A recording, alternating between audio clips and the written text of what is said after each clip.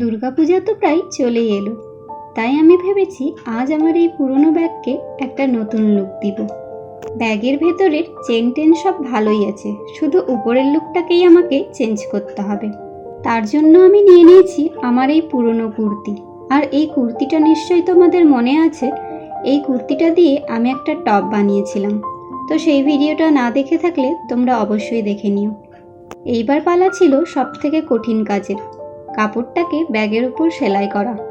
আর সেটা করতে গিয়ে দেখো হাতে কতবার সূচ ফুটালাম, কিন্তু যাই হোক, একটু কষ্ট তো করতেই হবে। আর সেলাইটা কিন্তু আমি খুব একটা ফিনিশিং দিয়ে করিনি, কারণ পরে ভেবেছি কাপড়টাকে ব্যাগের সাথে হট গ্লু দিয়ে স্টিক করে দেব।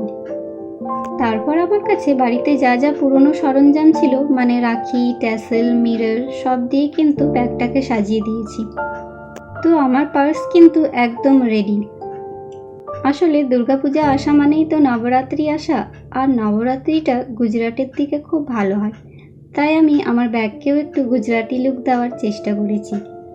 আসলে গুজরাটিদের দেখেছি তাদের কিন্তু সব কিছুই এরকম কালারফুল, তাই আমারও এবার একটু ইচ্ছা হলো যে তাদের মতো কিছু একটা ডিআইওয়াই করি। তো তোমাদের কেমন লেগেছে অবশ্যই জানিও।